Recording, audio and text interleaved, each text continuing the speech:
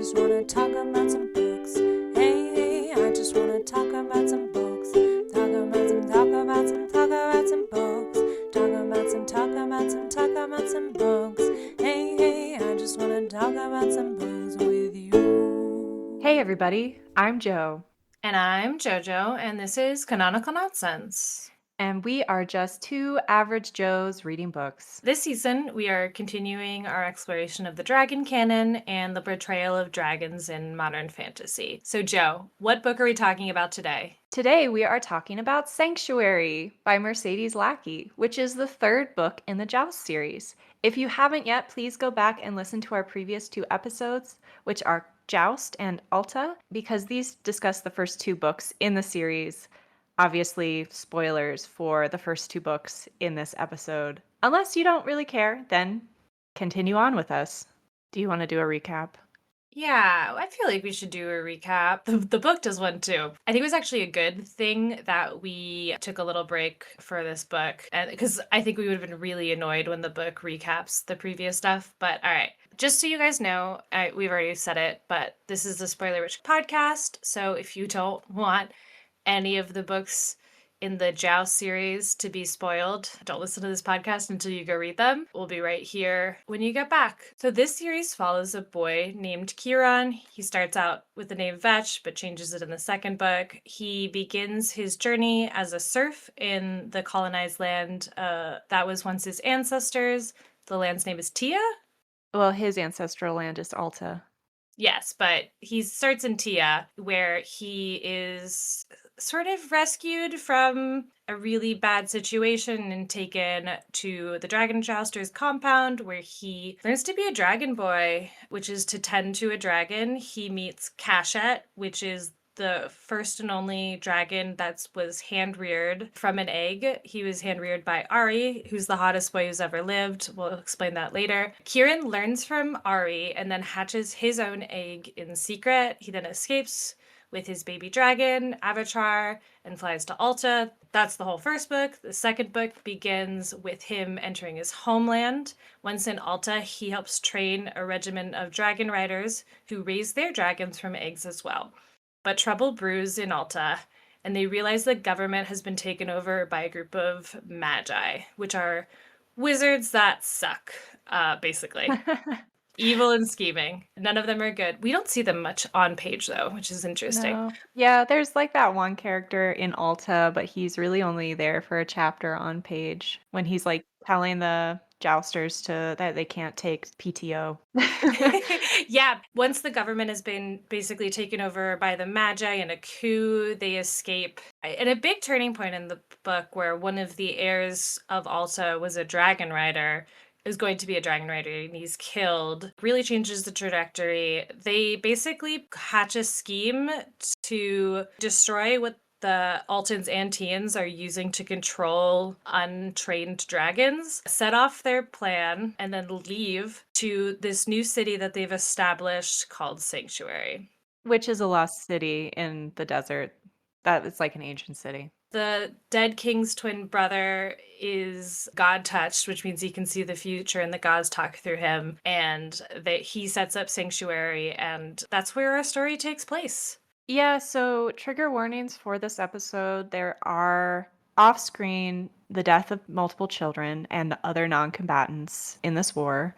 I couldn't really think of any other triggers that I felt were, there's like, it's a war, so there are horrific things that happen, but I think in comparison to the other two books, there are fewer triggers in this book. I don't know if you agree with that or not. Yeah, I think the only other thing is there is like light reference to people being burned alive or trapped, which if you are maybe sensitive to that, it's just referenced very briefly, but you do feel the weight of that. And if that's something that bothers you, I could imagine it would be hard to read. Yeah, okay. So the book starts with Kieran looking over the city of Sanctuary and talking to Akaten, who is another one of the dragon riders. She is a woman. These kids are kids. Would you say they're 16, 17 at this point? I think that's the oldest that they could possibly be because Kieran gets Avatar at like 11 or 12, you know? Yeah, I think 2 years pass in Alta. Mhm. I think they end Alta when they're 14 or 15. And Sanctuary picks up pretty much immediately afterwards, so, like, Yeah. one of the things that Kieran mentions in the first book is that he does not know how old he is, so these numbers are hazy in the book as well, but yeah, basically, they've gone through puberty, nobody's voice is breaking anymore. Yeah, he goes through puberty in Alta. It's remarked upon. Well, anyway, they're like mid-teens, and Akaten is another dragon rider. She's also god touched. She can speak to animals. She has to touch them first, but once she touches them, she can communicate with them. And she also she has far sight, but she doesn't really use it in this book at all.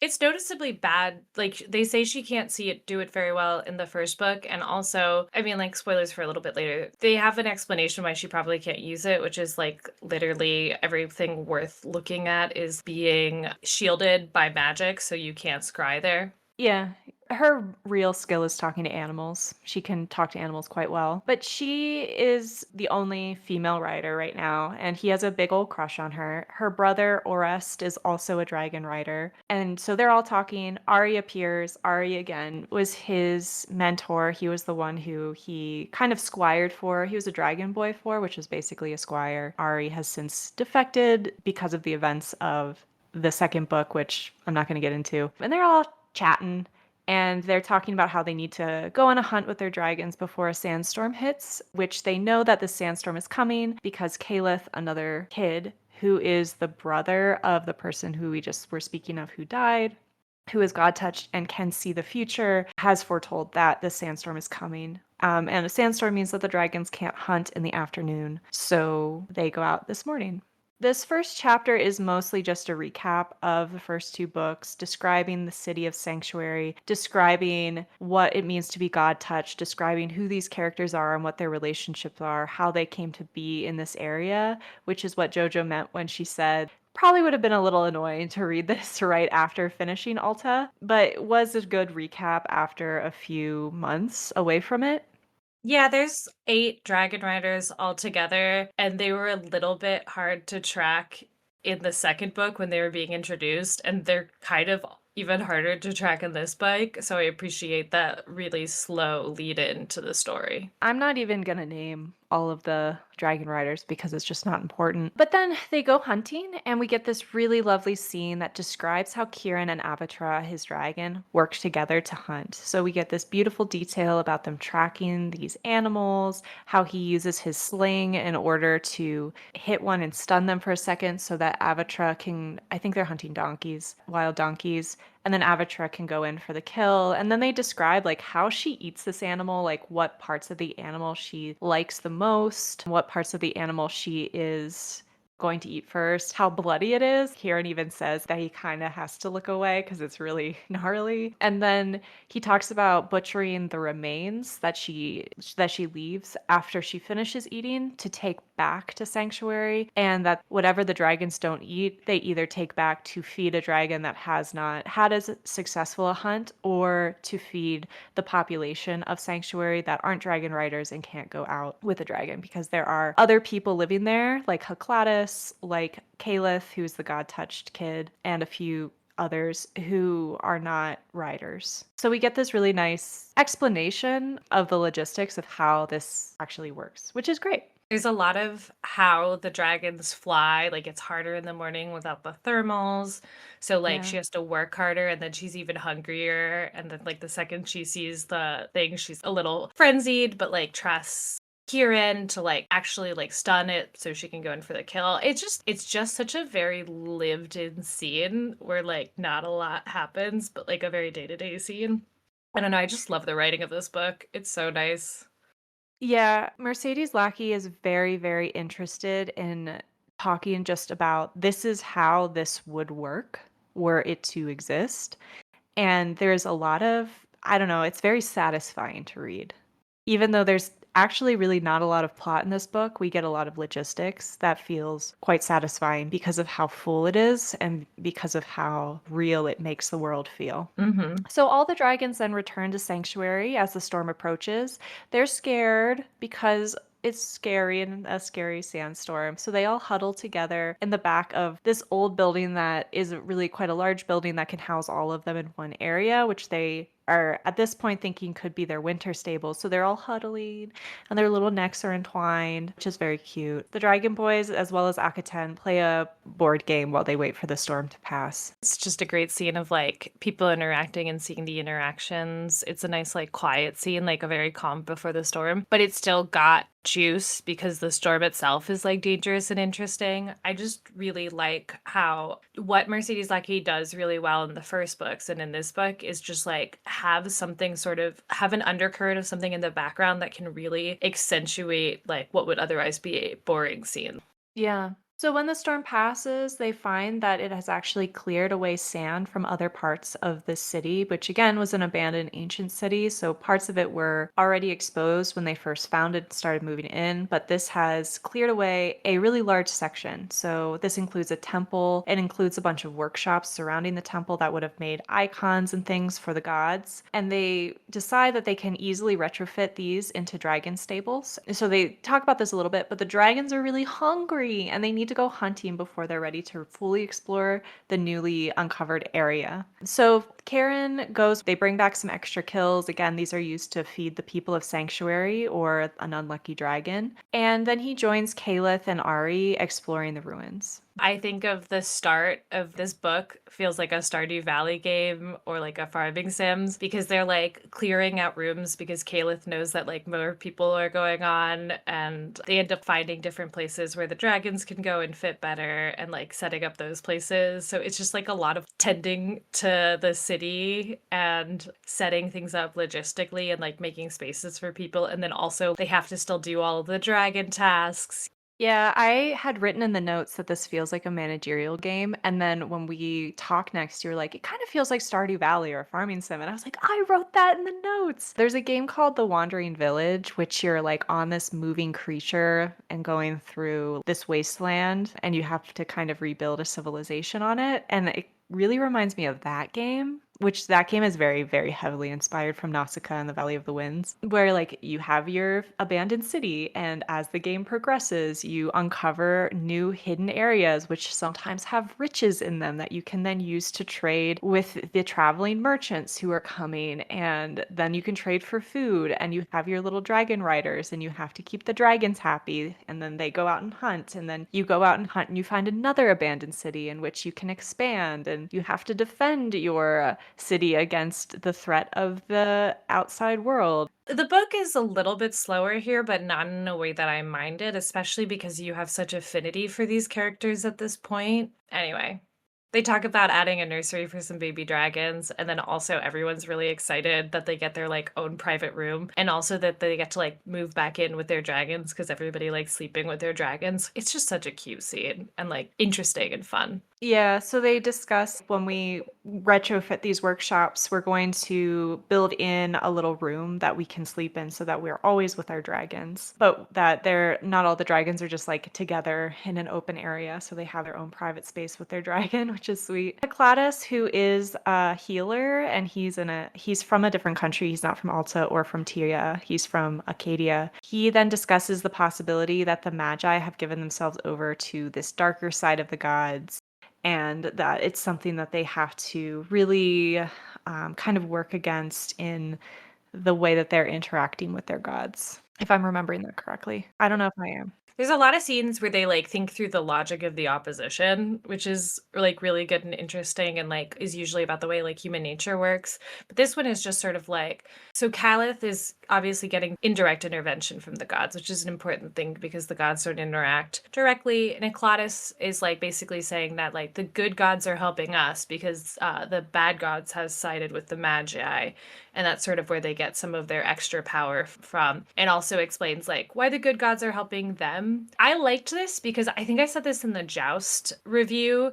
It really feels not Deus Ex Machina and like all of a sudden something happens, but it really does feel like Vetch gets really lucky 2 or 3 times in the book. And I think it's a good explanation for why, if you were like, things seem really hard for Vetch, but he seems to catch a break right at the right moment. And it's like, yeah, literally the gods are like moving chessboard pieces around to get this plan in play. And that's sort of what you're seeing. Like with, I say Vetch because he was Vetch back then through Kieran's story, you know? Yeah, the only thing that kind of confused me about this was then Kieran has this little internal monologue where he talks about how all gods have a good side and a bad side. So, like, the god of the flood is also the god of planting, like the god of healing is also the god of plague, kind of thing, where they all have this kind of duality to them. I think she is really pulling from Egyptian gods, and like Egyptian gods have that duality, I believe, as well as like Greek and Roman gods have that duality as well. So I was like, oh, are they talking about different sets of gods, or are they talking about like this duality of the gods where they're playing upon this darker side of the gods, whereas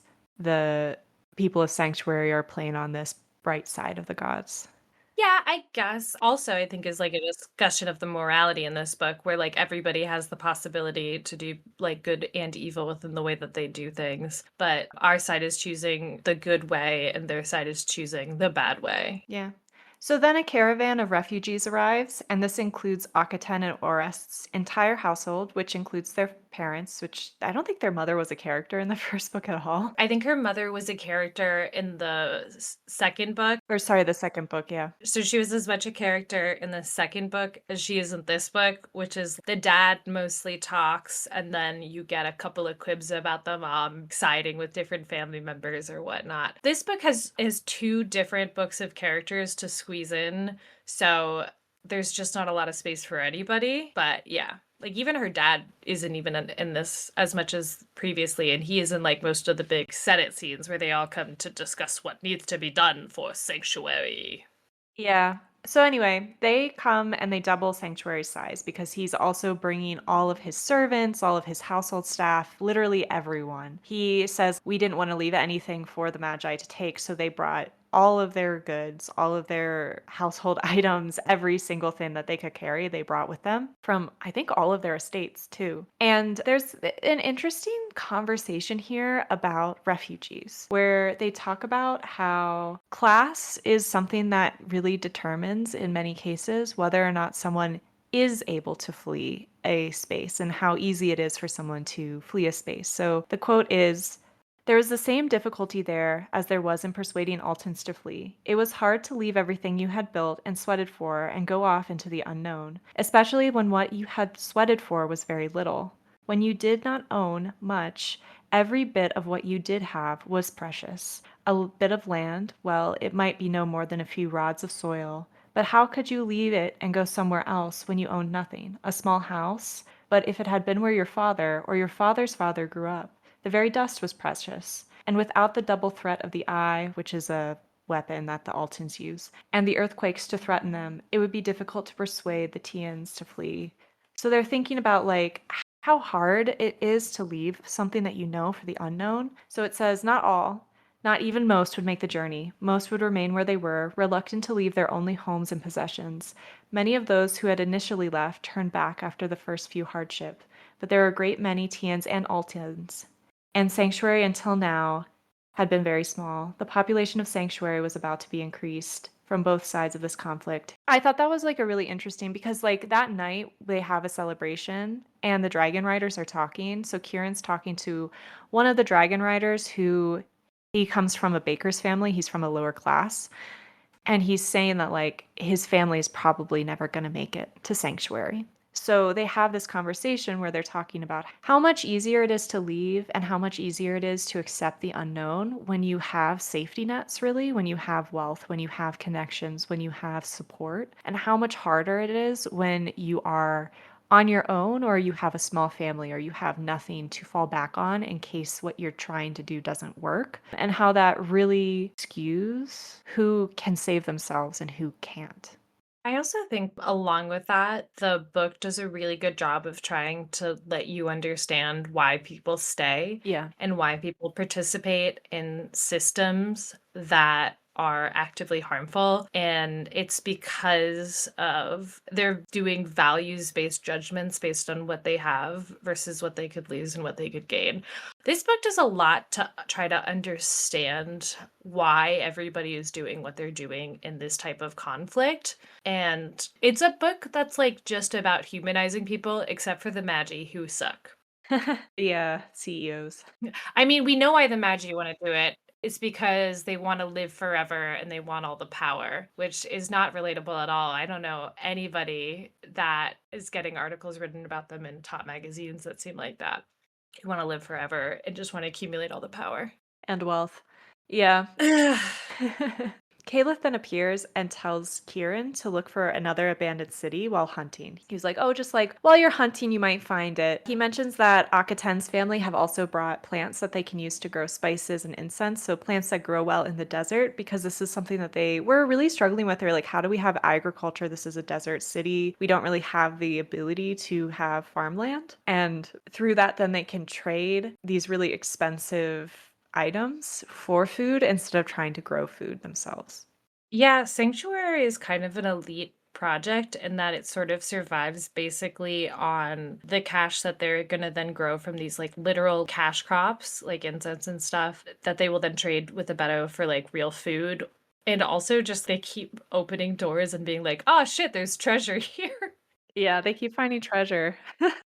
Which also makes it feel like a managerial game. It's like, oh, you unlock this new room. Hey, guess what? You found a bunch of treasure. I kept expecting them to like unlock a new room and it's full of scorpions or something. So it's like, oh no, it's full of scorpions. Like but actually the dragons really like to eat scorpions, which I think is really funny. They're like, ooh, crunchy. Yeah, it's pretty cute. But I just think it's interesting that they're not homesteading. They have really thought about how to exist within this existing culture and thrive. Caliph also says that he foresaw and foresees a group of Tian priests that are on their way that will arrive. So they arrive and they bring Harakat, who was the manager of the dragon stables in the first book, as well as Bakken, who is one of the dragon boys. He was the one who taught Kieran in the first book how to really work with a baby dragon because he was a hawk trainer before he was a dragon boy. And then a lot of other dragon boys with them. So Harakat, Ari, and Kieran have a teary reunion because Harakat thought that Ari and Kieran were both dead at this point. Priests then tell them that the Great One's new advisors are Magi, which are the exiled Magi from Alta after some of the Magi took control, others had to flee. I really like this scene because I think it's the closest this book gets to what I would consider fan service. They're like, hey, do you remember all of your favorite characters from the first book? Well, here's what they've been up to. Also, the two coolest ones get to come over and like hang out around the periphery of book 3, which I really appreciate.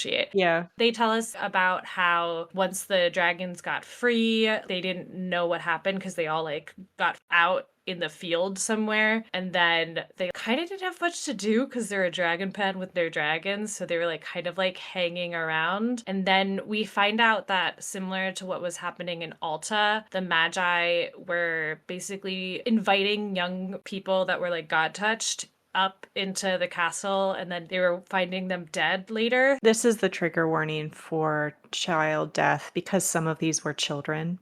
Yeah. These people were children. Yeah, the bodies started appearing in the river, and the last place people saw them was up in the palace where the Magi called them. Yeah, and they said that it was like such a high volume of bodies. They were like, if they had just killed one of them or two of them at a time and thrown them in the river, the crocodiles would have eaten them and we would have never seen them. But it was such a high volume of bodies that they kept finding them.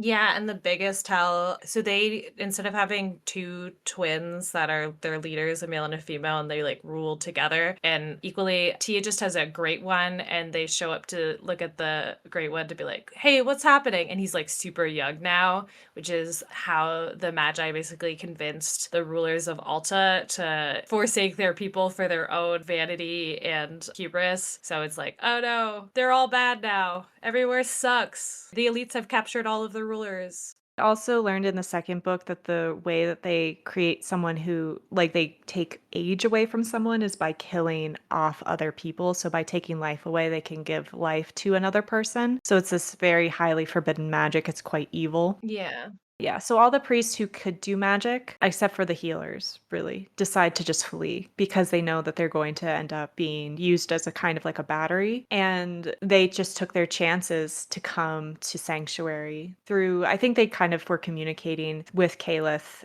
and with the Bedu through channels. So that's how they like knew how to come. But they, took a risk and they fled with the Dragon Boys. So they have a council meeting where Kieran is asked to be the representative of all the jousters. And Kieran's like, but Ari, they're like, nope, wait, hold that thought.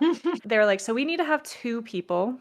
We need to have a representative from Alta and a representative from Tia to be our rulers because that's fair. And then they're like, so Nofrit, she was the heir to the female side of the twin great ones in Alta, and she fled at the end of the second book because she knew that they were going to probably kill her. The person she was betrothed to be married to was the guy who died, so. Yeah, he was murdered. So she fled. And they're like, she's really the only person who can do this. So she's gonna be queen. And she's like, who, me? Not me. And they're like, yeah, you. And she's like, okay. Yeah. She's been trained to be queen since she was young, so it's like not a big deal. But she's not like pushing for it behind the scenes. She's like genuinely like, oh, I guess I can't accept this position. You're right. It does make sense for me to do this. Yeah, and it does. And then they're like, so we also need a Tian leader, and they probably need to be married. So we should make Ari the king. And Ari's like, but I'm just the son of a scribe. I'm not of noble birth, so I cannot be king. And then Calith's like, yeah, but you've been keeping secrets from us, haven't you? And he uses the voice. Which, do you want to explain that? Oh, basically, a couple of times in this book, Caliph is described as like having a voice that basically like he's on a loudspeaker with reverb. Yeah, it's very Dune coded when they use the voice. And it's just to symbolize that he's talking in a way that is like impossible because the gods are literally speaking through him. The gods are like, Ari, stop lying about where you come from. We know you're secretly royal because we're the gods. It's not that. It's like, Ari, be true about your heritage. Yeah, so Ari's secretly noble. He is the son of the king's nephew or something. Yeah, he's like kind of a bastard son, but still. Yeah, but still. So he hesitantly accepts, but he insists on courting Nofrit first and winning her love before marrying her because he's a feminist. Yeah, it's the hottest scene in the book. Ari's like, how dare you make this woman be queen and marry me unless she wants to be. They're like, no, it's okay. She's got to do it. And he's like, well, all right, you can make her and me king, but we have to date first just in case she doesn't like me because I don't want to own a woman. I want to be a partner with a woman. And you're like, oh my God, Ari, you're already the hottest character. Stop it.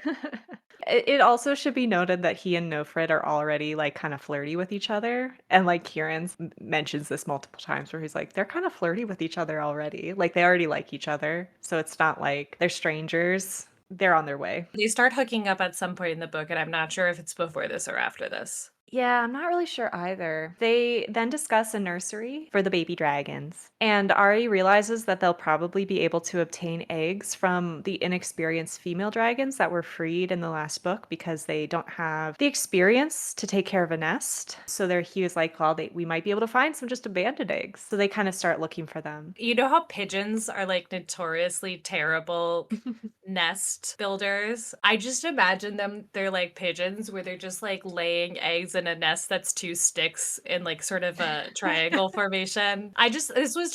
This tickled me a lot. Yeah, it's cute. I mean, it makes sense. It really does make sense. Kieran and Avatra go hunting and they chase a herd of oryx into a canyon. They work together to catch them, where Kieran goes into one of the ravine that's too small for Avatra to get into. So Kieran then dismounts and he routes them to an area that she can catch them through, and she's very angry because she's very hungry in this scene, so she's getting more and more annoyed, and he's like, just hold on a little longer. So then he's able to chase them and she's able to catch, I think, two. She's very happy, so she's chowing down. And then Kieran turns around and he's like, oh shit, there's a city here. And it's described, it looks exactly like Petra, I think, is how it's described, where it's carved into the side of a cliff face. There's a lot of details about this place where they're like, wow, well, these rooms have 3 stories and these ones have 2. I wonder what it means. More detail that is absolutely necessary. But yeah, he finds a really large city carved into the rocks of the hillside or mountain that they're on. Yeah. Kieran explores the rooms while Avatra chows down, and he stumbles accidentally upon a wild dragon. And the dragon charges him. It's this giant male dragon. And then Avatra saves him. She like lands in front of him. She screams at the dragon. And Kieran says that it confuses the dragon because number one, Avatra is younger than this other dragon, so she should be deferential to him, but she's also female. And dragons have this kind of hierarchical system where male dragons don't harm female dragons, but Avatra is young enough that he's like, I don't want to harm a baby dragon, but she's in between me and the thing I want to eat. So there's this really interesting standoff that happens, and Avatra is able to get the other dragon to back down, and then they fly away. Yeah, it's just a really great scene of the dragons interacting with them, and you get to see the difference between wild dragons and Avatar and what their relationship is like together. And Kieran is like the protagonist, and I feel like in another book he would have stood tall and fought the dragon, but he's like, no, that thing's big enough to eat me. This sucks. I'm gonna die. Oh, thank God that my dragon wife is here to save me. It's beautiful. Yeah, it's really a great scene. In the next scene, we find out that the other dragon boys who don't have the ones that escaped from Tia, they found 8 eggs and are able to carry them back to Sanctuary. Kieran then tells 2 of the other dragon boys who have dragons that they will be the new wing leaders. So he's starting to delegate tasks to them because he doesn't think there should be more than a certain number of riders in a wing because he thinks that will be confusing, which is probably true. They then discuss how to feed the baby dragons once they're born because they can't hunt. They probably won't be able to hunt enough for them. So the Bedu make a deal with them where they'll start stealing the sacred herds from the Tian priests and then routing them towards Sanctuary so that they can feed the babies. And this is an interesting conversation for a few reasons because one of the things they say is like all the Tian priests are now here in Sanctuary. So these cattle aren't really being used anymore. And then they can also start using these cattle again for sacrifices, which is how it worked in India. They would sacrifice these cattle. The blood was given to, and I think a few other things were given to the gods. And then the meat was then parceled out to the dragons and then to other people to eat, which is how obviously dragons didn't exist in like ancient Greece and Rome, but that's actually how sacrificial animals worked in those places as well, where the meat was given to the population. It wasn't burned. It was the more useless things that were burned, and it was a way to distribute a very high quality piece of protein to a population that didn't get a lot. So it's really nice that this book shows that that's actually how sacrificial animals' bodies were used after they were sacrificed, which I always love when that's in a book. So they start cattle rustling, basically.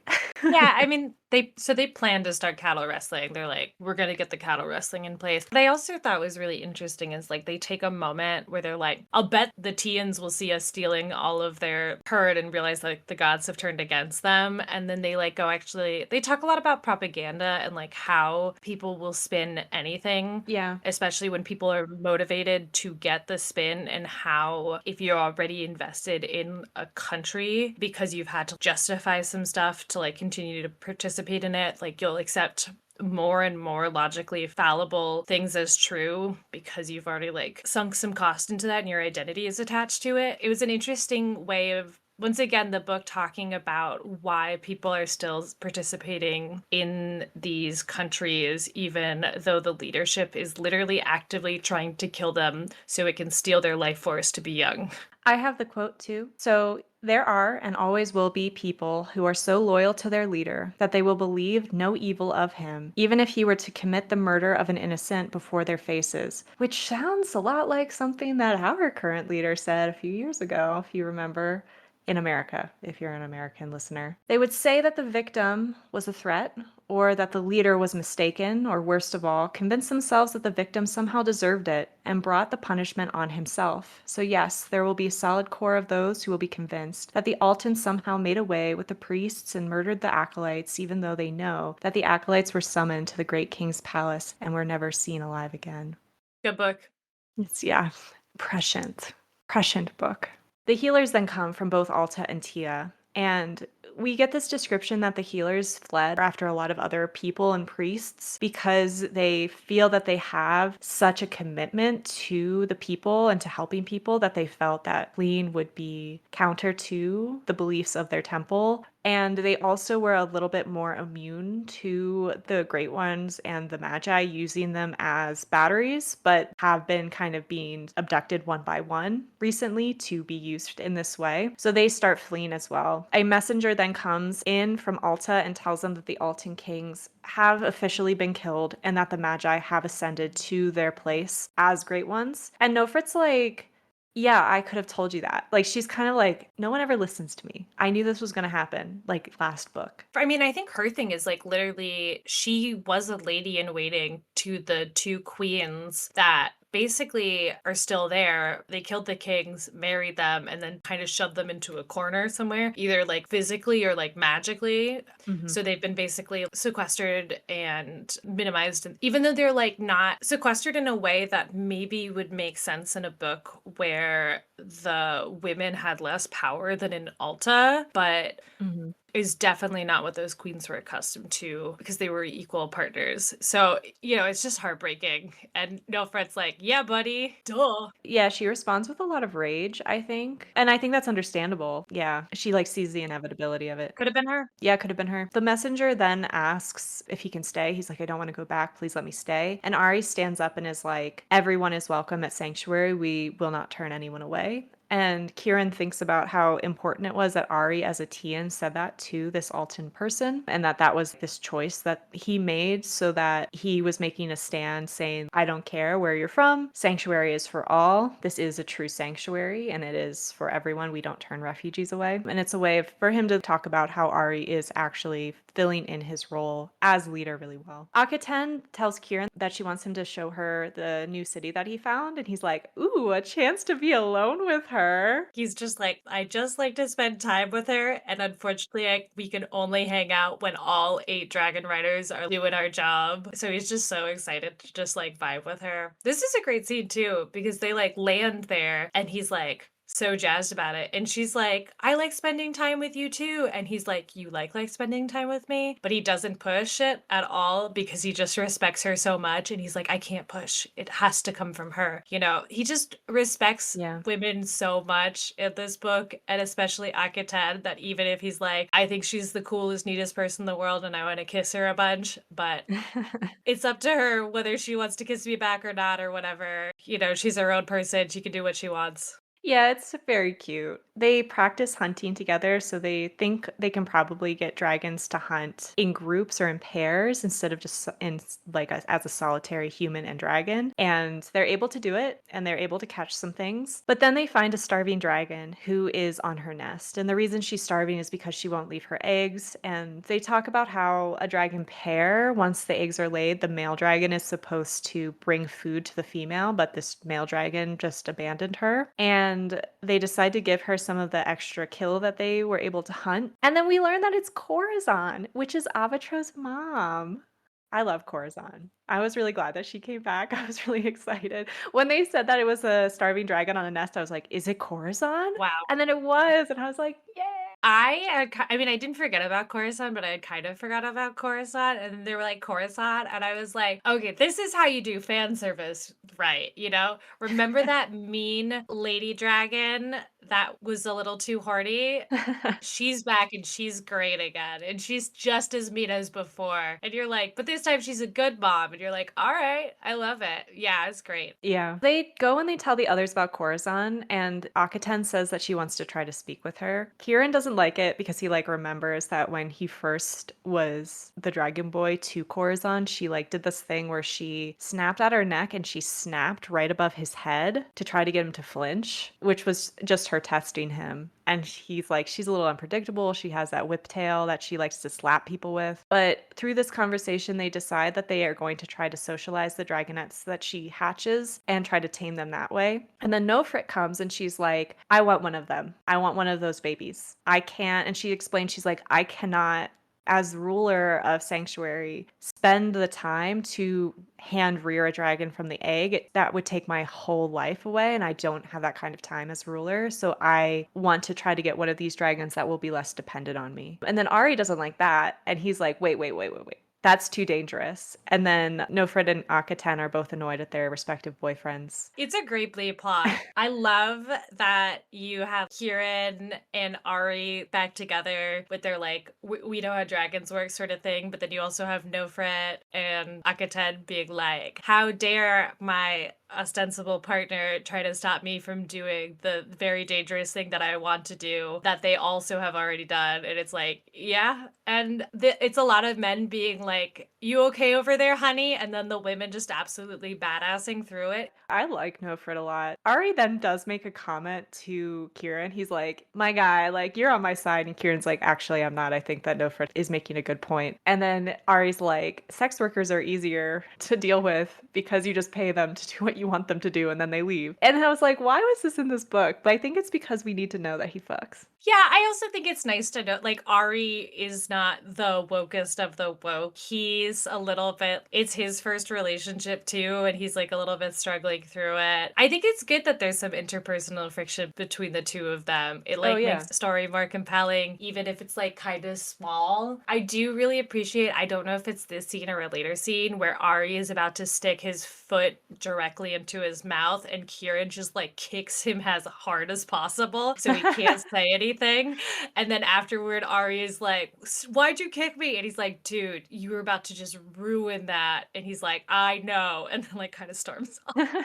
Yeah, it's very cute. It's so cute. So Nofret is like still really annoyed, but she's glad that Kieran was on her side. And she's like, let me help you clean Avatra. Because they do these little sand baths with them where they scour their scales and then they oil their scales. And the dragons are always so cute in these scenes where they're like, ooh, ah, it feels so good. It's very cute. So Nofret helps him as she calms down.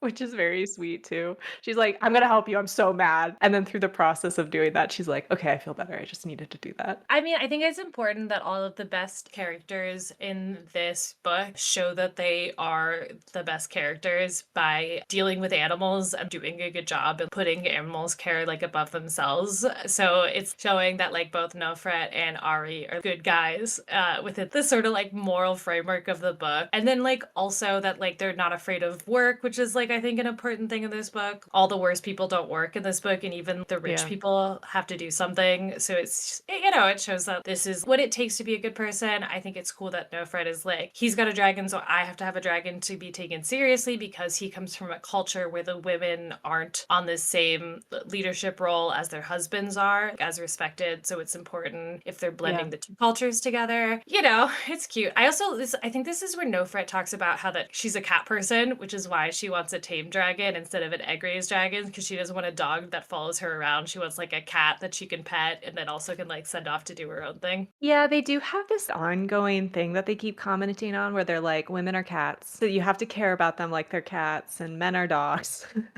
And I think that the metaphor got a little too, it was laid in a little too heavy handed and it kept being referred to a little too much. But this is also in this scene where they talk about how Nofret, she's not like a wilting daisy. She hunted crocodiles and hippos when she was heir. She was doing things. She was very active. She had a pet cheetah that she had tamed, or like that had been tamed. So she has experience not only hunting, like an adversarial experience with animals that are dangerous, she also has experience as keeping them as her pets, as her creatures. So this isn't like she's just like, hey, I've only owned a cockatoo, now I want a dragon. She knows what she's about. I think one of my qualms with this book is the first book doesn't have any women in it. I mean, it has women in it, but no characters really. And then the second book kind of really only has Akaten. And then this third book, they introduce more female characters. So you can see where they can get more women on page. They try to, and I think it's really interesting, especially because Nofret and Akaten are very compatible and friendly together, but they are very different characters. Very different, yeah. So they take Nofret to Khorasan. They spend the day together. They're having to kind of navigate this difficult situation where they're trying to get Khorasan to be comfortable with her, to not see her as a threat. And they've never done this before, so they're really testing this out. But they spend the entire day there. They allow Nofret to feed her, like almost directly, and that's like that like sort of starts establishing like Nofret's bond with Khorasan that's different than Kieran's and Akaten's, because they sort of throw food down to her, but like Nofret actually like goes up to her and basically gives her food. Yeah, don't they decide that Nofret Nofrit's the only one who's going to actually do that part Yeah. so that she starts associating her with food. They basically decide to have Nofret play the role of dragon husband, which is very funny. Yeah. When they get back, Arya's waiting for him. He's like tap, tap, tapping his little foot. And this, I think, is when Kieran kicks in really hard. And Nofrit then steps in and is like, I did it. So there. And then they like tell Arya, they're like, go talk to Heclatus about your girl problems, which I thought was a weird, that was never explained. I feel like Heclatus has to deal with everyone's drama. Yeah. He's a therapist too. Yeah, I mean, in the second book, he definitely helps the boys with a little bit of their girl troubles and stuff like that, and like talks to them more about their relationship stuff. I kind of thought that this was them trying to be like, Heclatus is still in this book, I promise, because he's like never on screen. Yeah, he's really not. Oh, Heclatus is really like the fun uncle, camp counselor kind of figure where he's like, all right, tell me your drama. I'll help you with it. Like I said, he has a much smaller role in this book than the other one. So anytime he was on screen, they were like, remember Gladys? He's still here. He's in the background. We promise. Yeah, I wish he was a bigger character. So there's a meteor shower that night, and Akaten and Kieran watch it together, and then they admit that they love each other, but they decide to wait before they get married, which is very cute. Yeah, yeah. She tells him also that she already told her father that they were going to get married, Yeah. which is such a good move. Yeah. She says that she tells her father, like, don't even try to set me up with anyone else because he's going to be the one I marry. And he's like, okay. Yeah, it was very cute.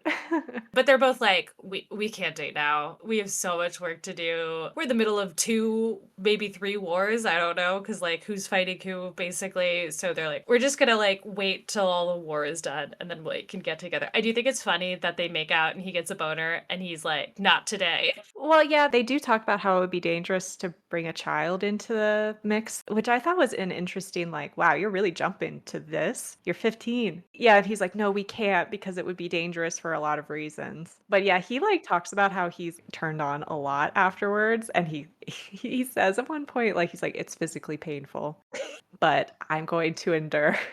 He's, It's like, okay.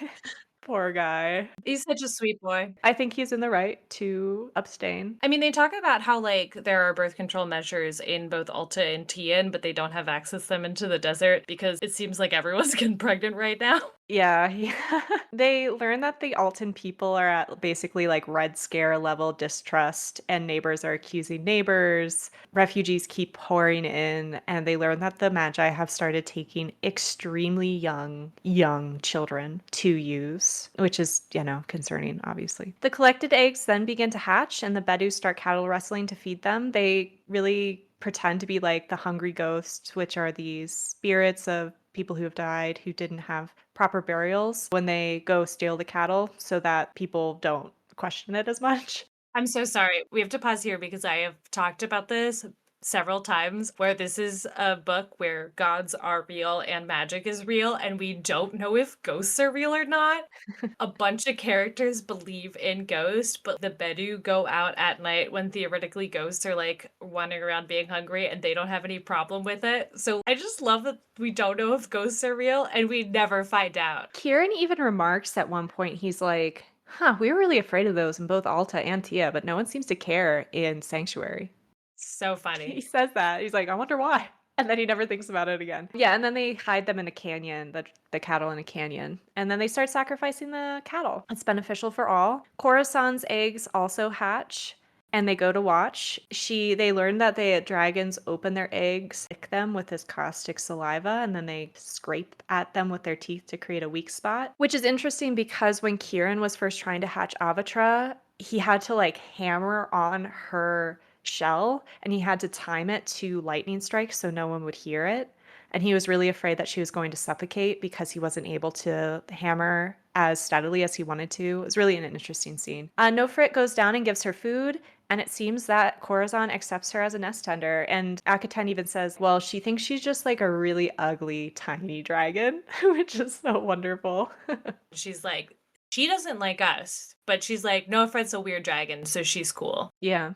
Ari then frets over Nofrit. Kieran gets annoyed because Ari and Nofrit, he's like, I know they're sleeping together, that I know they're sharing a bedroom, and I can't with Akaten, so he needs to shut up, which is really funny. They then return, and they are called to an emergency meeting. Okay, I do need to talk about Cashit in this scene because he's so cute. So Ari and Kieran are both with Avatra and Cashit. They're called to this emergency meeting. Ari runs to the meeting. Kieran tells Avatra to go home, and she knows the command, so she flies home. And then he tells Cashit to go home, but Cashit's never been given that command. He didn't learn it. So he like twists his little neck at him. He's like, "What?" And he's like twisting it back and forth, like confused, like a confused dog. Like, I don't know what you're saying. And it's so cute. And then he kind of does like a series of different gestures. And finally, Cashit's like, okay, I think I understand. But because in the first book, Cashit, when he was walking around the compound, would always walk, he would never fly. He then, instead of flying back to his little home, he walks down the street and everyone's like, oh, dragon coming, as Cashit's like trundling down, like, okay, I'm going home. It's so cute. Cashit's my favorite. Gashet has a lot of personality still in the book, and it's great. I do think that Yeah. what's very funny about this book is I think this is like chapter 13 or something, and this is when it goes from a farm simulator, city simulator, whatever, into a book, that's about like war and stuff. It's like kind of funny because they have this emergency meeting, and then the plot just actually like really starts and takes off. Yeah. So they go to this meeting and they learn that the Magi have trapped all of the winged ones that are still in Alta in their temple. They realize that they're going to actually need to extract them. So they're going to need to fly at night to get them out. The problem is that dragons don't fly at night. They really bed down once the sun goes down. They come up with a really good reason too, which is that basically dragons have the opposite of cats' eyesight, where they can see really well in a lot of light, and that they're basically night blind, like my mom. But yeah, they just can't see well at night, so they don't want to fly. Well, I think that also, yeah, they do say that. I think the way that dragons fly is they catch thermals that are caused by the sun. So in the early morning, they have more trouble flying than in the middle of the day because the sand has warmed and heat is rising. So at night, they don't have that either. And so they have to also work harder to fly as well. And they don't like to be cold. No, they don't like to be cold. Poor babies. There's a lot of reasons why they really, really do not like flying at night. Yeah. Caliph has a vision that a mob will form and a riot basically will form to protest the blockade of the Winged One's temple, and then will be chased by the Eye, which is this beam of light that burns everything in its path that's powered by magic. And then they figure out that actually the earthquakes in Alta, or a lot of the earthquakes in Alta, are caused by the Eye. There's just this response by the earth to this magic being used in this way. So they know that there's going to be a resulting earthquake from the use of this Eye, and they can then use the chaos from that earthquake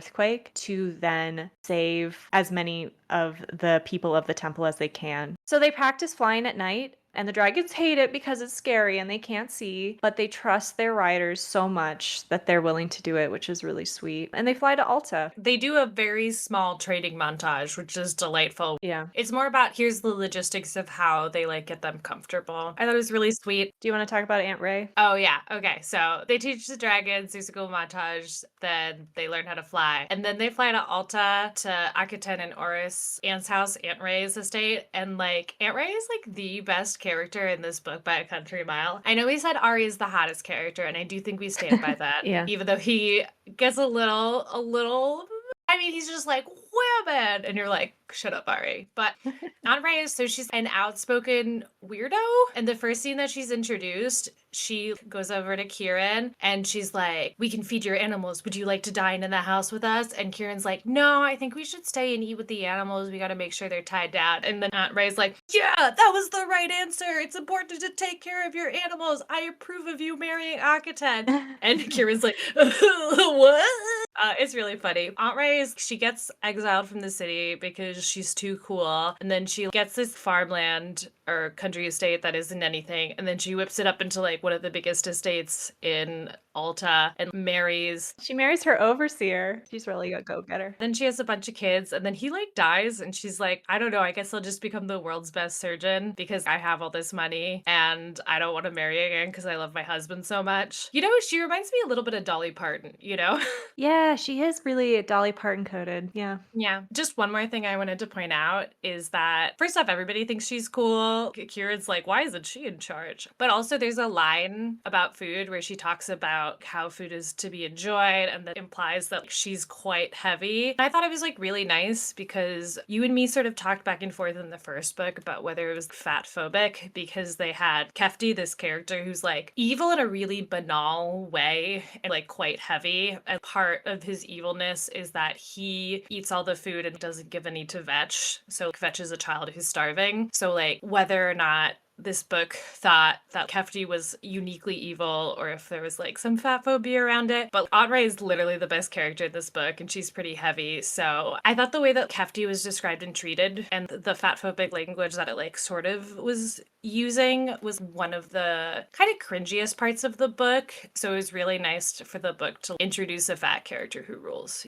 I agree. I think it was a nice revision on earlier writing. So they wait for the earthquake and they fly to the temple. On the first night, they get over 70 people out. The temple is prioritizing the youngest children. So the first people that are handed to Kieran are just babies that he slings around his shoulders and carries out that way. But they don't get everyone out. They still have more people by the end of the night when they have to bed down again. It's a really great scene where you just feel the toll of it because they're getting people and they're strapping them on and they're leaving. It's so hard to land and get up, and that's not even like the hardest part, which is that like also Arya's dragon Cachet and Avatar are the oldest dragons. Yeah. And because of that, they are able to do more runs. Like dragons are dropping out as their runs. They're like just trying to get a couple more people, just trying to get a couple more people. And Akiten actually also makes it pretty long just because Akiten is very light compared to these grown boys. So Akiten's also racing for it. It seems brutal. Akiten also is able to communicate directly to her dragon, so her dragon understands how important it is for her, which is another reason like the dragon's just pushing itself even harder because it knows exactly how much this means to her because she was a winged one. She was a fledgling before she fled to Sanctuary. I mean, also, it seems like Avatar also, once they strap the babies on, Avatar is like, oh, we're doing a rescue mission. And We're like, saving babies. Yeah. yeah. It's so everyone's locked in. I feel like any other book, they would try to rush this scene because they don't get everyone out this night. Like, they really only get the kids and then they start taking like a couple adults. There's so much to do, and you really see the limitations of like one person and one dragon and the amount of like cooperation and work that needs to go together to make this rescue. We talk a lot about how books tend to make their main character too big, so they just solve all their problems because they're the best, smartest boy. And Kieran is able to hold his own in this thing, and even then he only rescues like 12 people and they're like still 100 or more in there. So it's a really powerful scene. I think something else that this book does really well throughout the whole book is talk about how much energy it actually takes for these dragons to fly. In the first hunting scene in the beginning of the book, it talks about how Kieran has to make sure that the bags of meat that he's butchered from that wild donkey are equivalent in weight when he hangs them over her body so that she's not off balance when she's flying. And they talk about in this scene how like you mentioned Akiten is a little lighter, so she's able to kind of fly a little longer, but they talk about how much that extra person is for a dragon, that's not nothing, that is a huge burden that they're bearing, that they're having to pull into the sky with them. And I think that other books, dragons are so overpowered, so huge, so big, so strong, so magical, that would never be a problem. But that does add a ton of tension to the scene where you're like, are they going to be able to even make it back to the farm, or are they going to have to bed down somewhere else? And they talk about how if they were to drop from the sky early, they might drop into the river with all the crocodiles and how dangerous that would be. So it adds a lot of tension to the scene for that reason as well. Yeah, and they're also this is a hidden rescue mission. The reason they're going at night is so that they don't mount a resistance to them. So there's this also heavy burden of it being like a sneak mission and them having to get these giant dragons, which are not quiet and are noticeable and large. Avatar is beautiful and shines like a ruby, which is great, except for right now when they're trying to sneak into a city under siege. Yeah. I guess just a tower under siege. It's just such a great scene, and there's a lot of tension. This is such a tactile book too. It's just such a delight to like really feel like you're in the scene with the characters, and you can feel the weight of things, the heat of things, and it's just good. So they kind of realize after they bring back this many people that they're probably not going to be able to save everyone. And then they have this conversation about like, well, do we save the servants? Will they be able to leave? And Ari's like, we absolutely need to save the servants. We have to keep going until we can't and get as many people out as we can, which, again, is supposed to show Ari's leadership. So they do it in a second night. They talk about how the second night is going to be harder because instead of just scared children, which are first of all lighter, but also will see the people or the dragon riders as authority figures, they're going to have people who are authority figures themselves. So they're going to try to order them around. They're heavier. They're going to be, people respond to fear in different ways. So they might be more difficult to handle on the way back. So it is a little bit of a harder day. So the second night, also, the people have things like these are pillars of their community. They're going to want to stop to talk to people to let them know they're okay. They're going to want to try to get their stuff, because these are like rich, respected people. And they're like, you have to not do that at all. And they actually do. The first person that Kieran picks up is like, well, here, sir, this is how it's going to happen. And he's like, I'm sorry, I'm under orders. We can't do that. And she's like, well, put me down over there. And he's like, I'm sorry, we're under orders. We cannot do that. And like kind of shows her the blade of the sword being like, if I follow your orders, we're going to die. And then it'll alert everyone and then they'll kill them. And that kind of like shuts her up a little bit. Yeah. I do also think the second night's really important for like two things because they introduce characters who have had all of their magic drained by the Magi and didn't die. And they describe it as like a fate worse than death and like an emptiness in that sort of shows you that like not only are the Magi killing people and using them, even if they survive, the scars that are left by the Magi are like lifelong and awful. It's almost like the way they describe people separated from their magic is not dissimilar from how they describe people who lose their dragons in Dragonflight, which I thought was interesting. Yeah. I do have to say, did you catch the Dragonflight jab in the book? Did you catch that? I don't know if we're thinking about the same thing. There was something I was thinking about earlier that I thought was definitely a reference to Dragonflight. Now I can't remember what it was. So there's a reference when they're talking about getting these people out that they can't just teleport through time to get there. Oh, yeah, I totally missed that. Yeah. There's a 2-sentence jab at Dragonflight somewhere around the rescue scenes, and it's very funny. If you are like us and have been reading a bunch of these books and know exactly what she's talking about. Good catch. All right. So on the third night, the Magi have they've caught on. They're now trying to get into the temple. And they have the militia around. They're shooting at the dragons as they land on the roof. They're only able to get a few people out before they actually just burn the temple, and they burn it using magic. So the stone of the temple burns as well. So it's just this massive conflagration. No one could survive. And they don't save everybody. So they go back to Sanctuary. Akaten is extremely upset by this. There's this really beautiful statement about grief. She drooped despondently for a while, and that was worse than if she had wept and raged and railed against the Magi. And he was tempted, Kieran was. Oh, how he was tempted to weigh his pain against hers, the miserable deaths of father, mother, and sisters against the death of her friends. But he didn't. You couldn't weigh the pain as if it was a feather of truth. He knew that now, something he had not known before Toreth's murder. One pain couldn't outweigh another. No pain could balance out another. In the end, all pain stood alone. Which is such a beautiful statement on grief. Kieran's really got it by the end. Like, you really see him grow as a character and all of the things he's learned and the rage that he used to have about all that he's lost and the recognition that, like, a lot of people carry a similar hole and, like, how that's a thing that we just all have to carry and support each other for. Yeah. I like Kieran so much. He's a really great main character. Yeah, he is. Nofrit continues to spend time with Corazon and her babies, and she does have a favorite baby that she really is bonding with. And Corazon eventually leaves her with them, and they're able to take the babies back. Do you want to describe what she does when she leaves Nofrit one final time? It's a really cute scene, but it's also kind of after how intense the last scene was to switch back to the B plot and feel like the weirdness and awkwardness, but also how important it is to still have levity in your heart and how things move on. I thought it was like a really interesting pacing choice that I didn't mind. But yeah, basically, so we know that Corazon thinks that Nofrit is a dragon and maybe kind of her baby dragon, because she's feeding her and and her children. So Corazon gets restless and then is like, hey, I'm gonna go out for cigs. Can you take care of the dragons? And like Nofret is like, what? No. And then literally Corazon pushes her back into the dragons, like, they're yours now, and then takes off into the sky. I thought it was so funny that Corazon's like, they're your problem now, bye.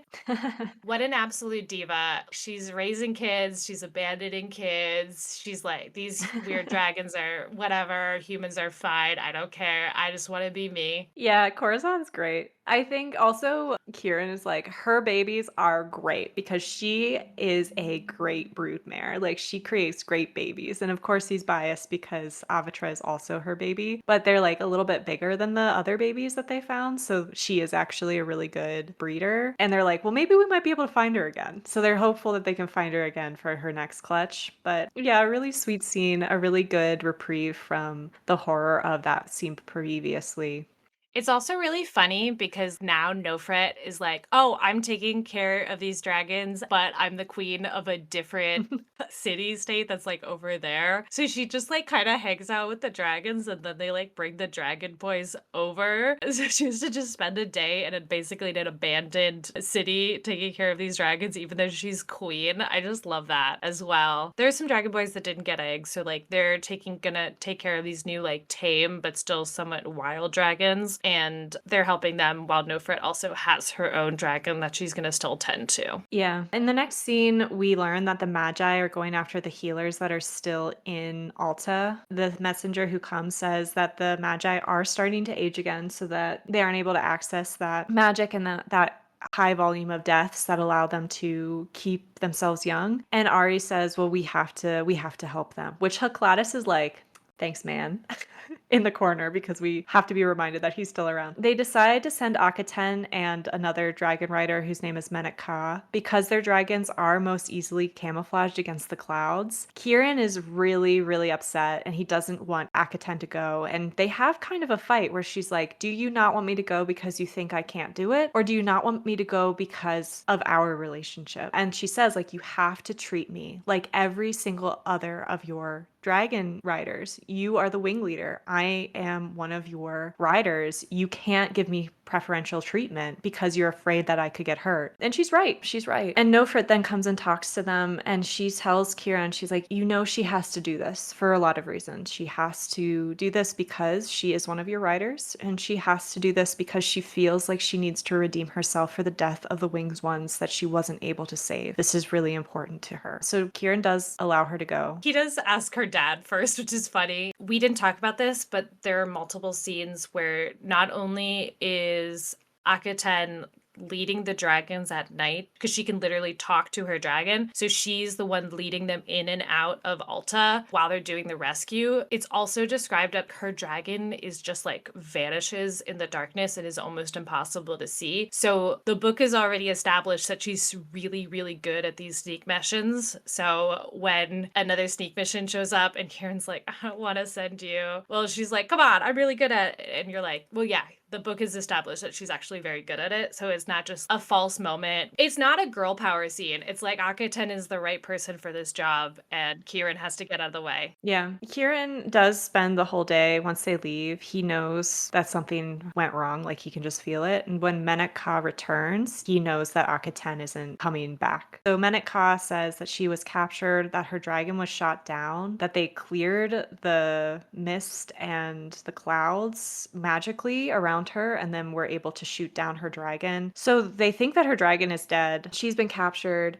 He cries and kind of rages and he's despondent. Like, he can't think. And he's just with Avatra, and Avatra comforts him and like curls up around him, and she doesn't like eat because she's worried about him, which is really sweet. I mean, you put it so much nicer in the notes. I just said Kieran has a 12-hour crash out, which is both true and also a It's little true. defeating. Yeah, I mean, he thinks that his girlfriend's dead and that her dragon was killed. And like, because she is the final winged one that has power, he knows that they're going to try to use her power for something. So it's worse than her just getting killed. But Caliph comes to him and is like, look, I've been like trying to peek. I don't think that she's been hurt yet. I think we can rescue her. They seem like they're saving her for something. He doesn't know what it is, but they haven't drained her power yet and they haven't harmed her bodily at all. And he is like, they haven't harmed her. They killed her dragon, which he understands how horrific that would be because of how meaningful that bond is. But they start to plan.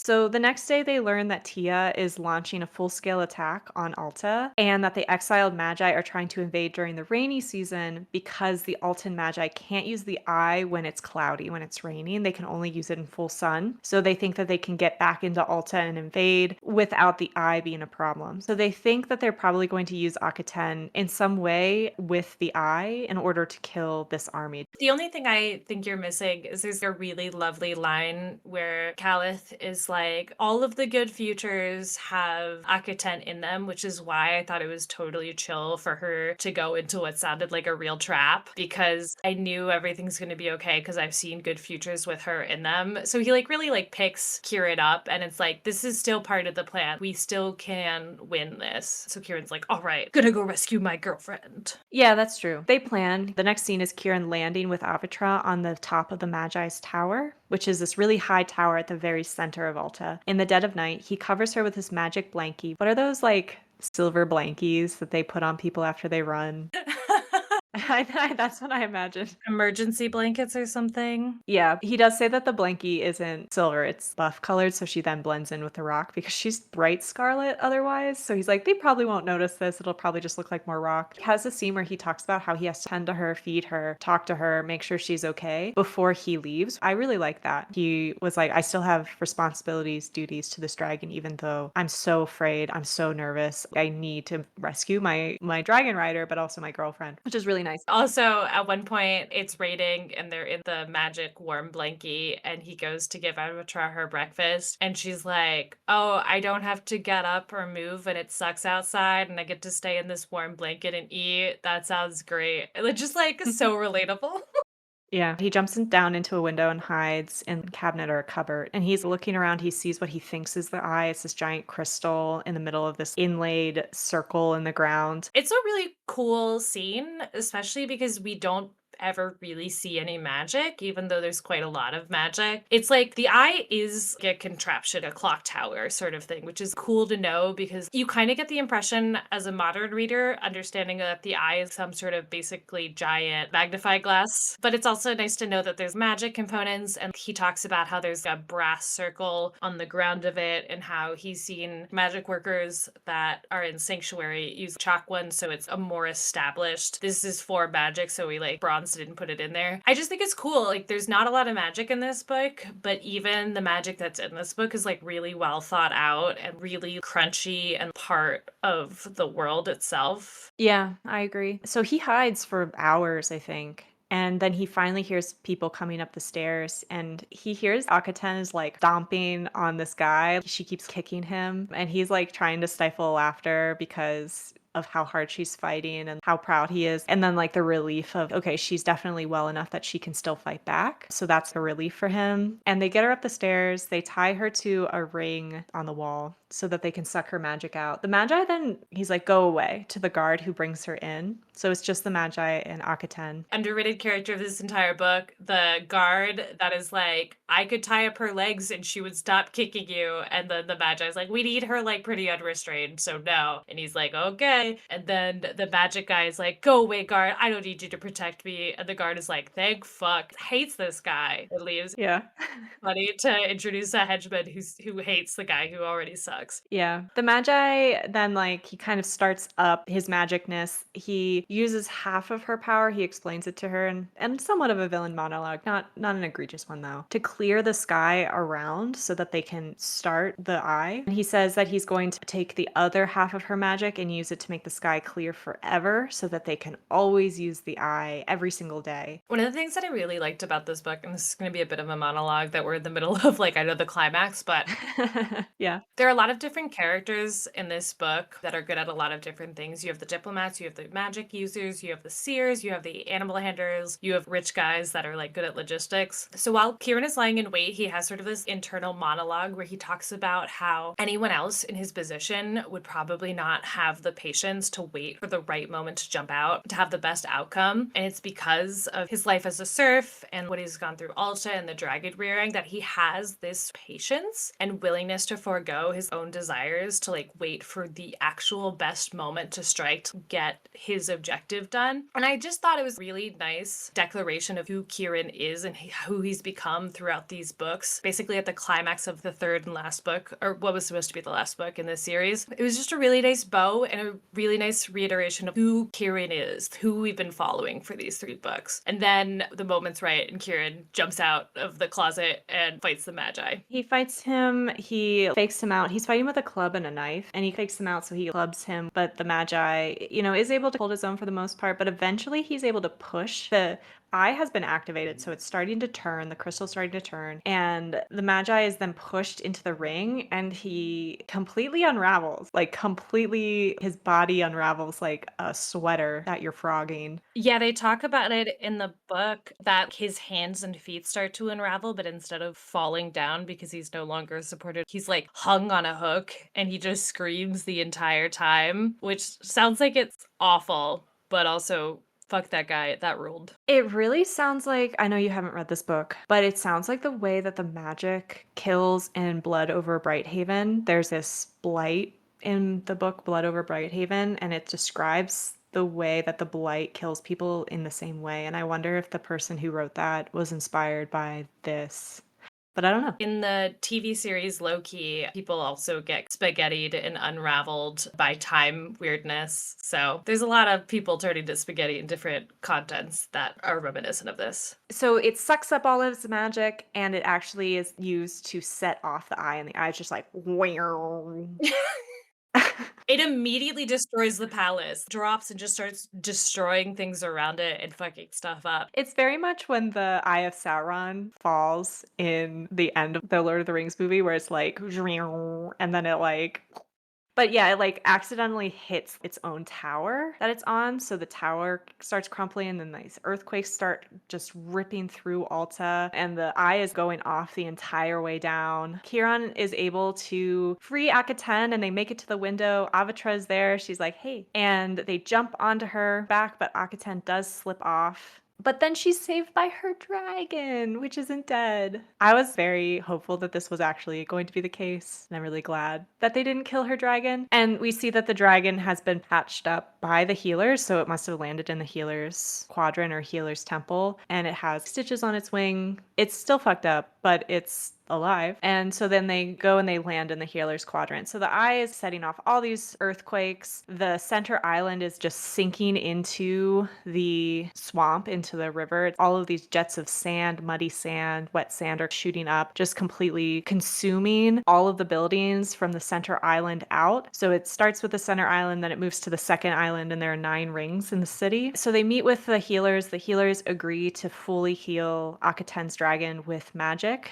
And then they start evacuating people. So they're getting people on all these boats. They're having them go down the river to safety. And the healer even says to them, you're not going to save everyone. Just get as many people as you can, but don't feel like you have to save everyone. Just try to get as many people out as you can. So they're operating under this understanding that it would be impossible and it would endanger their own lives if they were to try to save everyone. They're basically there to give people like a bird's eye view so they can see how to evacuate and lead people, and then help once people have found the path. Those people will then help other people and leave markings of how to escape. So it's like, again, using their dragons as rescue missions and also logistics just to keep an eye out for what's going up there and warn people who are maybe too far away from the center to know what's happened but are still like trapped in the second ring. While this is happening, the other dragon riders come. Ari is trying to face off with the Tian army. So there's this huge bridge that is going over the moat, the canal, into the first ring of the most outer ring of Alta that the armies go in and out on. The Tian army is starting to cross. They're like halfway across the bridge. Ari lands on the one side of it with a few dragon riders flanking him on both sides. But as they land, as the army is approaching these riders, an earthquake hits, and Kieran is able to see the tremor coming towards them. So he's able to warn the dragons, and they're able to lift off. But the bridge crumbles, and it takes half half of the Tian army with it, including all of their officers, including the Tian Great One who had come to the battle to take the city, including the Magi. All of them are destroyed. I said this was the bus scene from Mean Girls where they go to confront her and she just gets destroyed by a bus. It's kind of funny that they're like, all of the leadership is approaching and they're super badass and scary. And then, oh no, wave! And just like, they'd warned us earlier that there is probably going to be a tsunami coming from the ocean based on the earthquakes. So, like, we knew that it was coming and it was just funny. You know, it's like, oh, good, the leadership on both sides is dead. Now we can literally cut to the epilogue. The entire city of Alta sinks below the sand. I texted you when I finished the book and I was like, oh, it's Atlantis, which obviously Alta Atlantis, because Atlantis was a city that sank between the waves or beneath the waves. Archaeologists are not sure if this was a real city or not. It is written about in certain ancient texts, but drawings of the city show that it is a city with multiple concentric rings, and that's how it was configured, and that's how Alta is configured. Yeah, it was Atlantis. Took me way too long to figure that one out. Well, you texted me like, obviously it's Atlantis. It's got the rings. And I was like, is that a thing people should know about Atlantis? So I think you are excused from not knowing that. They bring the priest from Tia, the winged one from Alta. Nofrit comes on her dragon, which can carry her weight now, from Sanctuary to the destroyed city of Alta, where there are still a bunch of refugees. There are camps setting up. The Tian army has surrendered and has been conscripted to assist these people. And they have a coronation where they crown Ari and Nofrit, joining both lands. And that's the end of the book. And the book ends with Kieran and Akaten taking a flight just for fun. And Kieran thinks about how wonderful it is to just take a flight for the fun of it, not to do anything else. And that's how the book ends. Yeah, it's beautiful and great. What a lovely ending. Kind of funny that it's sort of abrupt, but I think it's perfect. Yeah, it's a nice little bow on the end of the story. Yeah. So, do you want to talk about some of our thoughts? Yeah. The politics, I think, in this book were a little bit muddled if we want to start there. In the first book, it's really all about colonialization and class and like how all warfare is class warfare. And then in the second book, it's about the second George Bush administration and the Iraq War, which is basically to say it's about politics of fear and manipulation and how elites can basically manipulate people and then also create catastrophes or other horrible things for the working class people. It's more about elite capture in that because we start to see more of the elites on the side of Kieran and stuff. So it's a little bit different. What I think is really interesting about this book is pretty early they establish that the Magi are the villains on both sides of the war and sort of collapse the war into this elite versus everyone and how they're trying to destroy everything for short-term gain. And I think it tries to bring it back to how all warfare is class warfare, but it's just a lot more muddied in the third book. I wouldn't call it muddied. I would say that it's less of a parallel to an actual current event that was happening when Mercedes Lackey was writing it, because the first book was absolutely an allegory to the Iraq War, and the second book was absolutely a reaction to the toxic nationalism that was really, really prevalent in the early 2000s during the Bush administration in the US. And this one feels a little bit more vague in its statements.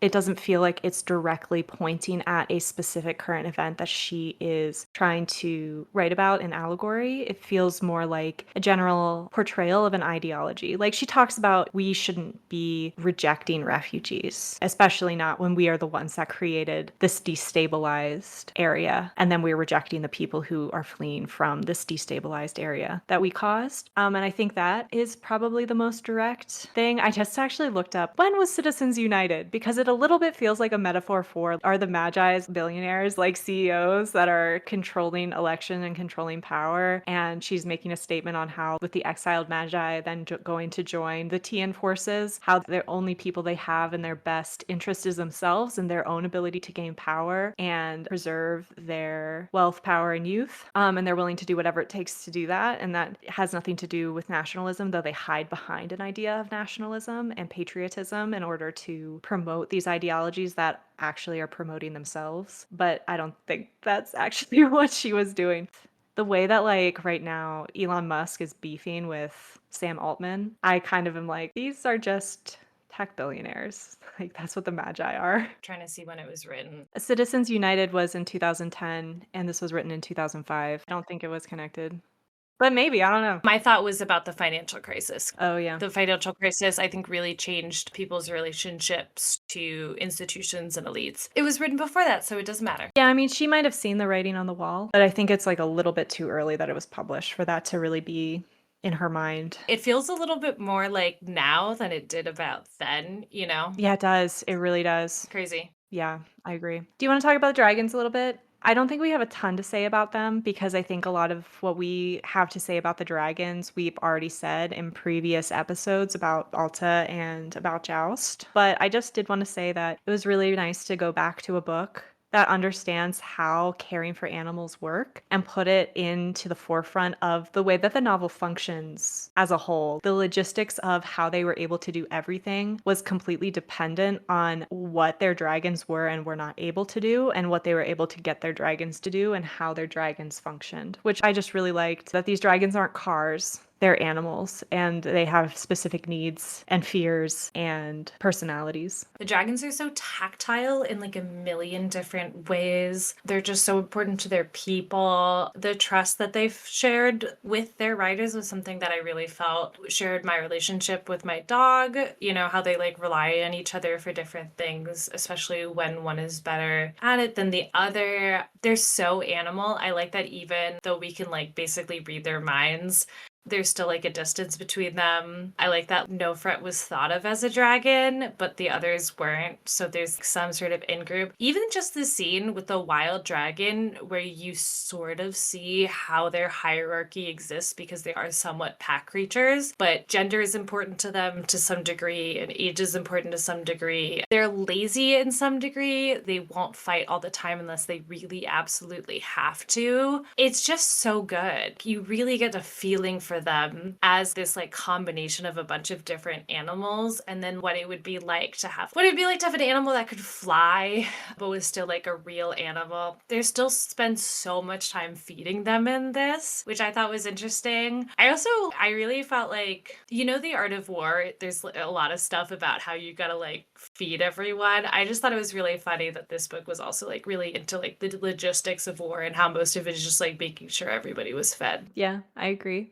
Do you want to talk about the craft a little bit? Yeah, I just want to take a small moment to talk about craft in this. We don't talk, I mean, we talk a lot about it specifically, but we don't tend to go deep into this. I just want to say, writing wise, I don't tend to do a line by line reading very often, but anytime I wanted to like zoom in on the prose and like really focus on the sentence structure and how it was working and the way that it was shaping the narrative of it, it was really interesting. Like you saw a lot of like different sentences, and a thing that she would often do, which I really appreciate, is she would like say a sentence and then she would like say basically the contradiction of the sentence, so you could sort of see within the prose being reiterated and then like expanded upon, so you could really feel contradictions, which I think that is a huge part of this book, is being able to hold contradictory things inside of you and how people are complex and stuff. I think the voice was just really well done. I liked being in Fetch's head, hearing him mull over stuff, but I never felt like I was too close to him or too far from him. I just thought it was like a very well written book,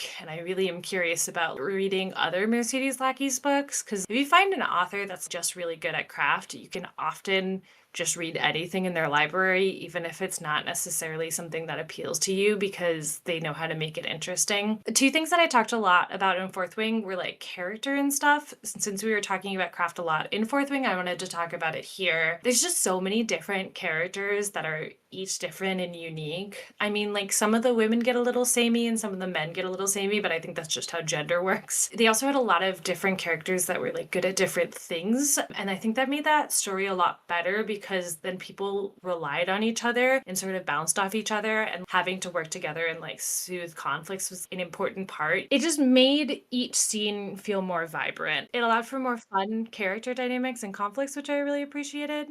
Mercedes Lackey allowing different characters to be good at different things is something I think a lot of authors are really forgetting about who are publishing right now. There's this idea of what makes the ideal warrior, what makes the ideal badass woman, and that falls into this real tropic character where like Akaten is really not the typical heroine. right? She can talk to animals. She is able to do these spy missions, but she wouldn't be able to fight anybody, nor is she asked to, because her talents and her values and her skills are focused in another area. Heraclitus is not lesser because he doesn't fight. He's extremely important. He's the one that is able to get all of the dragon riders out. He's the reason why they're able to stop the dragon fighting in the first place. He creates an object that hides them from being like scryed on, and they use it again in this book too. Yeah, Ari is shown to be a natural born leader, but he seems like he is better at leading in grand strokes instead of managerial day to day. Whereas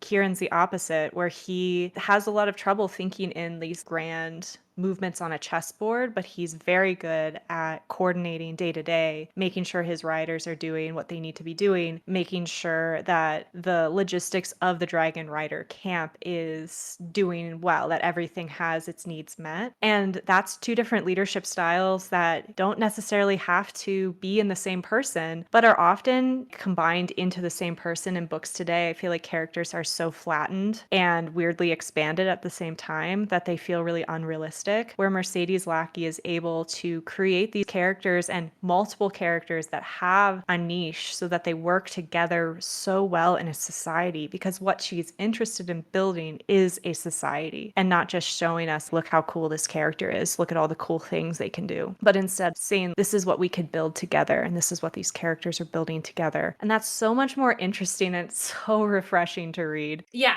the only problem I would say with this book is that because it's the third book, there's a little bit too many characters in this. We talked about how Heraclitus kind of disappears and they will mention him in scenes just to remind you that he's still here. And I think the Dragon Boys also do Yeah. a little bit. But one thing that I really like about this book is that Mercedes Lackey is able to give even the smaller characters like the Dragon Riders like one or two things that are unique to them. And when she brings those characters up, she reminds you of those unique identifiers. So you're able to be like, oh yeah, I remember the hot boy Gain. Right, that one. That's the Dragon Rider. That is like not at all important to the story, but adds a flourish of color and is kind of nice to contrast the boys who are still probably attractive, not like hot boy attractive, and like have less relationships with girls. So they can go talk to him about that. Mm-hmm. There's one, like I said, not everyone's a ladies' man. You got one ladies' man and he pops up when he needs to. So yeah, I think it's really nice that there's a lot of characters, even if it sometimes they get lost, but the way that Mercedes Lackey brings them into the story and uses them, it's like really easy to follow. Yeah, I agree with that. And then I think the last thing we're going to talk about is conflict, because this was such a huge problem in books where I think they like try to make things the biggest thing constantly and just like constantly ratchet up the tension, but start at a really high level so you just kind of burn out halfway through. By making the world and characters so big and distinct, it really gives this book a huge sense of scale. I feel like other heroic books, you would have the 8 dragon riders like swoop in and save everyone and beat the king with their cool dragons because nobody else has dragons, and then they would rescue the city and that would be done with it. But this book is like there are 7 dragons that they can't fly at night. They're animals and they're like kind of babies. It's hard for them to do stuff. Like they are maybe better than some land troops, but they have their lay abilities, and these kids are not trained fighters, even if they're a little bit trained, and there's only so much they can do in this world. And it just really makes each conflict feel big and important and hard because there's such limits on the characters. And the world is so big and it's hard to move around in it. I just thought it was really cool, you know, the sense of scale that this book brings to the conflict. Yeah, I think also, so I said this at the end of the first book when we reviewed the first book. This is a book that's about war. We never see a battle. This is a series about war. We never see a battle, you know, but you still feel every second of the battle and you feel the horrors, because you feel the horrors that aren't taking place on the battlefield, but the horrors of how it affects everybody in the civilizations that are at war with each other, the non-combatants. And I think that that is something that books often overlook. These children really, they never actually fight anybody. They're saving people. They're getting people out. They're building a city for them to live in. They're creating space. And like Kieran even doesn't actually kill the Magi, classic villain death. He falls into this thing that kills him. He's killed by his own creation, right? Yeah. So we have this hero of the story who is brought up in this incredibly violent system and in many ways is rejecting violence for the idea of peace. And they're able, because the book is written in such a way that doesn't feel unnatural. They're not making these grand statements about peace. The way that these kids and their children are functioning is a way that creates the ability for people to exist instead of just throwing their bodies at an opposing army, which is so interesting, so much more interesting than so many books that are focused on war and the actual warfare and fighting. Yeah, I think something that's really beautiful about this book is that most of the dragons spend their time doing rescue missions for other people. Like, that's what the heart of this book is about. And I think that's beautiful. There's so many books where people just punch each other at the end and then they die Yeah. and then they declare themselves king. And this is a book that's about being around for each other and rescuing each other and what it takes to create a system outside of a system that is oppressive and what that looks like and how you can do it with your friends. Yeah, and it's wonderful. So, would we recommend this book? I mean, I'm getting close to just starting to buy so I have ebook versions of everything because my hypermobility disorder makes it a little bit difficult to hold heavy physical books. And even my e-reader, if I'm reading for like 4 hours a day, which I did, kind of hurts my shoulder. But so I don't have a physical version of Joust, but I'm really thinking about walking down to my local bookstore and like ordering a couple and then giving them to my crunchy leftist friends because I really think that they would like this book. So would I recommend it? I might buy you a copy of it. Let's put it that way. So Yeah, I've recommended it to so many people already because it's just so, so good. I've recommended it to a bunch of people who have high fantasy fatigue, where they're just feeling like they're reading the same story over and over again because it is such a different viewpoint of what we would consider this classic tale of warfare between two cities. It's a really different setting. It's ancient era Egypt instead of medieval Europe, medieval England. It's a very different part of warfare where you're looking at just the caretaking of the animals that are used for war. And it's just so good. Just read the whole series. We haven't read the fourth one yet. I have heard that the fourth one is a departure and it is not as well received. So I'm not sure that we will read the fourth one, but we're definitely not going to read it next. yeah, I just definitely don't have much of a desire because I think this is a great place to end the story. Yeah. Not everything needs a sequel. Yeah. I'm glad we read all three of them. It was a really great time. Yeah. All right. So this has been Sanctuary by Mercedes Lackey. What are we reading next, Jojo?